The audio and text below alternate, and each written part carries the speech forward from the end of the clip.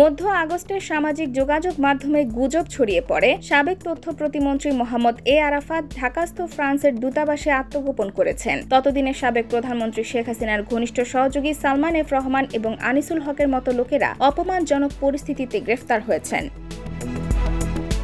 চলতি বছরের শুরুর দিকে বিরোধীদের বয়কট নির্বাচনে জয়ী হয়ে হাসিনার চতুর্থবার শাসনামলে আরাফাত পরিচিত ব্যক্তি হয়ে উঠেছিলেন, বিশেষ করে তার বাকপটুতা এবং সাহসিকতার জন্য। আরাফাত একাডেমিক ব্যক্তির মতো করে আত্মবিশ্বাসের সঙ্গে তথ্য দিয়ে থাকতেন, যদিও কেউ কেউ তার বক্তব্য নির্ভুল মনে করতেন, তবে বাকিরা মনে করতেন তার বক্তব্য বিভ্রান্তিকর। যদিও এই নির্ভুল ও বিভ্রান্তিকর ইস্যুতে বিতর্ক রয়েই গেল।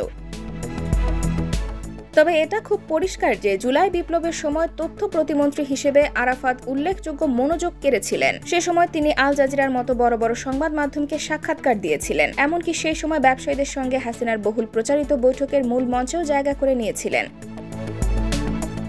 ওই বৈঠকে তিনি বিতর্কিত মন্তব্য করেছিলেন এবং বলেছিলেন আন্দোলনকারী কিছু ছাত্রকে মাদক সেবন করানো হয়ে থাকতে পারে। এছাড়া তিনি বারবার দাবি করেছিলেন পুরো আন্দোলনটি জামাত শিবিরের কাজ, আর তার এই ধরনের কথাবার্তা শিক্ষার্থী সহ সাধারণ মানুষকে তার বিরুদ্ধে ক্ষোভের জন্ম দিয়েছে। তাই যখন ফ্রান্সের দূতাবাসে আরাফাত আশ্রয় চাওয়ার খবর ছড়িয়ে পড়ে, তখন ছাত্রদের কয়েকটি দল ফ্রান্স দূতাবাসের পাশেও বিক্ষোভের বিবেচনা করেছিল। ফ্রান্স দূতাবাসের লাগোয়াই জার্মানির দূতাবাস। পরবর্তীতে ছাত্ররা বুঝতে পারে তাদের এই পদক্ষেপ বাংলাদেশের আন্তর্জাতিক ভাবমূর্তিতে নেতিবাচক প্রভাব ফেলবে, তবে তারা এও বুঝতে পারে তাদের অসন্তোষের বিষয়টি জানানো দরকার। এই খবর নিয়ে অবশ্য ফ্রান্সের দূতাবাস থেকে একটি বিবৃতি দেওয়া হয়। সামাজিক যোগাযোগ মাধ্যম এক্সে দেওয়া এক বিবৃতিতে দূতাবাস আরাফাতকে আশ্রয় দেওয়ার বিষয়টি অস্বীকার করে।